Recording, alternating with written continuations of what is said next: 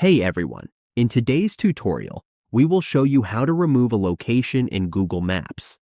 Whether you want to delete a saved place, remove a dropped pin, or clear locations from your map history, this tutorial is for you. On your Google Maps dashboard, if you want to remove a location, all we need to do is scroll down to the location we want to remove or suggest for removal. Once we are here, let's take this place as an example. Now, if you own this place and want to remove it, all we have to do is click the location and then click to suggest an edit. In this case, the location is the Tamilk Taste Station. Here, if the location needs to be removed, all we have to do is suggest it for removal. Once we've done that, we can go ahead and confirm. Then, just click Submit. Google will review the request and we will receive a confirmation once the location is removed from Google Maps.